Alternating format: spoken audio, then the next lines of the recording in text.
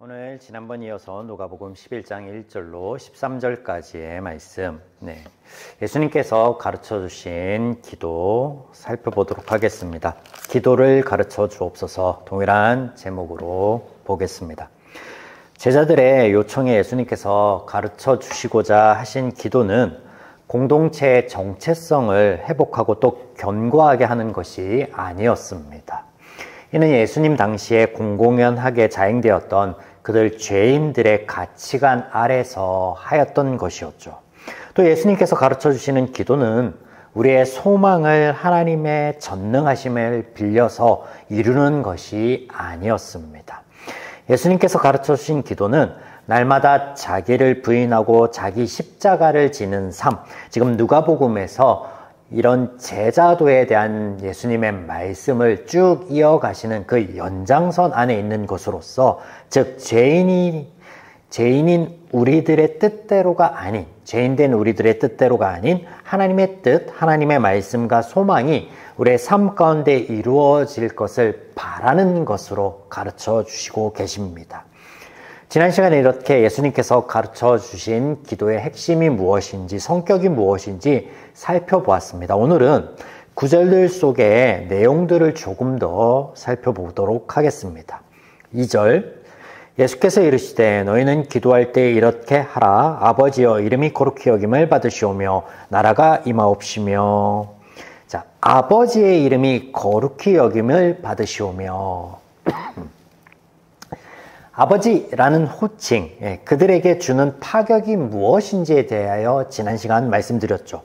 그들 이스라엘은요, 10계명, 제3계명을 문자적으로 철저하게 지켰습니다.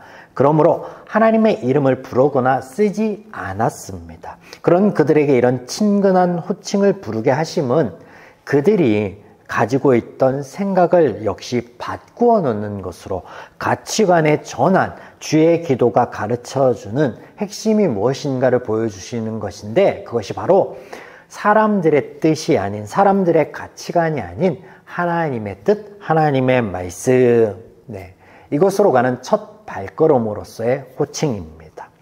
이제 이런 하나님의 이름이 거룩하게 되는 것이란 어떤 의미인가 하면, 먼저 여러 차례 나눈 것처럼 히브리인들에게 있어서 이 쉔, 이름이라는 것은요, 단순한 호칭이 아니었습니다. 이것은 대상의 성격이나 대상의 업적 등 그 삶 자체, 그 인격 자체를 드러나는, 아우르는 것으로 설명을 드렸었습니다.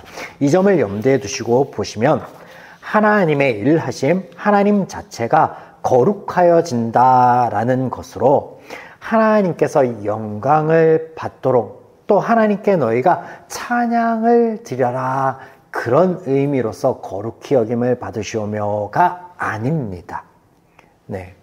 하나님께서는 이미 존재 자체 홀로 거룩하신 분이시죠. 그래서 문법적으로 여기 거룩히 여김을 받다라는 말의 의미는 하나님의 이름을 부르고 그 역사하심의 대상이 되는 인간들에 의해서 이루어지는 것을 의미하는 것이거든요. 쉽게 말씀드리면 하나님께서 인생에게 베푸신 구원의 은혜, 돌보심, 평안의 삶을 위한 말씀 주심, 그 안에 알려주시는 하나님의 속성인 거룩, 자비, 공의, 사랑, 은혜, 이것을 아우르는, 그래서 이렇게 하나님의 그 역사하심, 또 그 대상이 되는 인간들이 그 하나님의 역사하심을 삶 가운데 묵도하고 고백하고 누림을 통하여서 살아계신 하나님, 역사하신 하나님 자체가, 그 이름 자체가 드러나는 거예요. 드러나는 것. 이것이 뭐냐면 이름이 거룩히 여김을 받는 것, 하나님이 높아지는 것, 하나님이 거룩하게 되는 것입니다. 성도의 존재 자체, 성도의 존재와 삶, 입술의 고백 자체가 하나님의 이름을 거룩하게 하는 것입니다. 이것에 대해서 말씀하고 계십니다. 자, 다음, 나라가 임하시오며. 여기 나라는요, 공간적, 지리적 배경의 개념이 아닙니다. 이것도 여러 차례 말씀을 드렸습니다. 자, 이 나라의 핵심은 뭐냐면 하나님의 통치, 하나님의 지배입니다.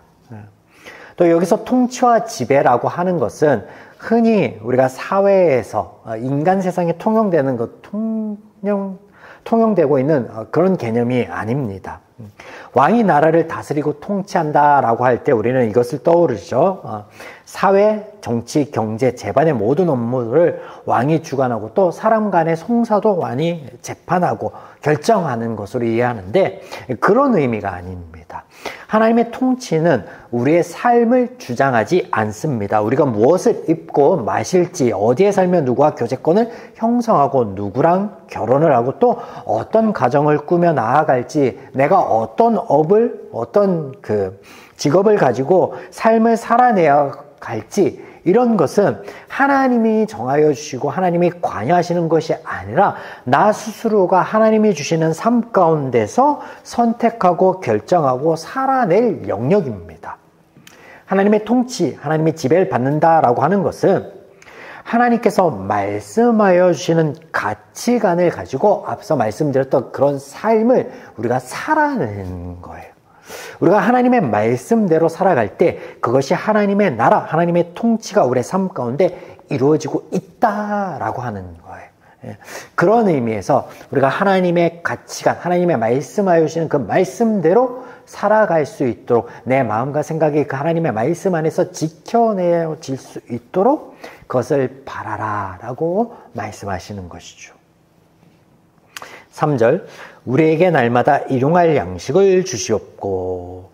이렇게 2절에서는 하나님의 뜻이 우리 삶 가운데 이루어지는 것을 바라는 기도에 대하여 가르쳐 주셨다면 이제 3절과 4절에서는 실질적으로 우리의 삶에서 우리가 어떤 것들을 바라야 되는지, 어떤 하나님의 역사를 바라며 기도해야 되는지 가르쳐 주시는 대목이라 할 수 있겠습니다. 그 첫 번째가 일용할 양식입니다. 일용할 양식. 양식은 원어의 떡입니다. 떡. 이 양식이라는 단어는 떡을 의미합니다. 일용할이라는 단어가 좀 특이한 단어인데요. 여기 누가복음의 본절과 마태복음 6장에만, 그것도 주님께서 가르쳐 주시는 기도에만 찾아볼 수 있는 매우 독특한 단어입니다. 의미가 뭐냐면 생존을 위한 혹은 매일매일의 라는 뜻을 가지고 있어요. 문자적 의미만 놓고 보면 매일매일의 생존을 위한 떡을 구하라 라는 말씀이 되는데, 그러나 예수님께서 가르쳐 주시는 기도의 성격 안에서 이것을 다시금 보면 다른 의미가 보이게 됩니다. 하나님께서 우리에게 허락하신 생명과 삶을 주장하여 주옵소서, 이렇게 보게 되죠. 더 구체적으로는 하나님의 나라의 삶을 매일매일 누리며 살아갈 수 있게 해달라라는 기도예요. 이 떡, 매일매일의 생존을 위한 떡을 의미하는 것은 뭐냐면 이 떡이 공급됨으로 삶을 살아가는 것을 의미하잖아요. 생명이 연장되는 것을 의미하잖아요. 그런데 하나님의 나라 안에 있는 생명이 연장되는 것으로 우리가 볼 때 하나님의 나라의 백성으로서, 하나님의 자녀로서 우리의 삶이 지속적으로 이어지기를, 그리고 또 누려지기를 바라고 기도하라라는 말씀이 되는 거예요. 그래서 매일매일 우리가 영적 전쟁을 치르는 성도의 삶을 의연하게 또 담대하게 살아낼 수 있기를 바라라, 기도하라라는 말씀인 것이죠. 4절, 우리가 우리에게 죄 지은 모든 사람을 용서하오니 우리 죄도 사하여 주옵시고 우리를 시험에 들게 하지 마옵소서 하라. 우리의 삶에 대한 두 번째 기도의 가르침은요, 용서의 자세입니다. 우리에게 죄 지은 자를 용서함 같이 우리 죄를 사하여 주옵소서. 얼핏 보면 이것이 조건문처럼 보여요. 제가 이 사람을 용서할 테니 제 죄도 하나님 용서하여 주세요 라고. 그러나 이는 조건문이 애초에 아닙니다. 왜냐하면 하나님께서는 우리 죄를 사하시려고 이미 이 땅에 오셨고 그들 이스라엘 죄인들에게 하나님의 뜻에 대한 기도를 가르치고 계십니다. 이미 용서하여 주시기 위해 오셨고 용서하신 거예요. 그렇다면 이 가르침은 반대로 이해해 볼 수 있죠. 하나님께서 우리 죄를 사하여 주시고 그 관계를 회복하여 주심과 같이 그 하나님의 마음을 품고 그 하나님의 사랑을 품어서 그것을 가지고 너가 너의 이웃에게 너의 사랑하는 사람들과 더불어 나누라 라는 말씀인 것이죠. 십계명의 말씀이자 구원의 도에 대해 알려달라라고 예수님께 밤에 찾아온 자에게 가르쳐 주신 예수님의 말씀과 일맥상통합니다. 하나님 사랑, 이웃 사랑. 또한 이웃 사랑에 대한 이 기도의 말씀은 현재 능동태로서 쓰여져서 계속의 의미를 가집니다. 즉 뭐냐면 이것이 단회적인 혹은 70번씩 7번씩 해서 계속 용서해라 라는 어떤 횟수보다는요, 앞서 말씀드린 것처럼 용서의 자세를 가져야 함을 말씀하시는 거예요. 자세, 우리의 태도, 우리의 삶, 우리의 삶에서 내가 하나님이 우리를 대하는 것 같이 그런 하나님의 사랑을 힘입어서 하나님의 말씀을 의지해서 나 또한 그런 삶을 이웃과 더불어서 살아내기를 바라라 라고 가르쳐 주시는 것이죠. 마지막으로 시험에 들게 하지 마옵소서. 이 대목은 죄를 짓게 만드는 유혹에 굴복하지 않도록 우리를 이끌어 달라라는 뜻입니다. 여기서 시험이 죄를 짓게 만드는 유혹, 템테이션이거든요. 그래서 여기에 굴복하지 않도록, 넘어지지 않도록, 거꾸로지지 않도록 지혜와 용기를 바라는 기도. 즉, 죄 가운데 넘어지지 않도록, 넘어졌어도 다시 일어날 수 있는 것을 바라며 하나님의 역사를 구하라 라고 우리에게 가르쳐 주시는 대목입니다.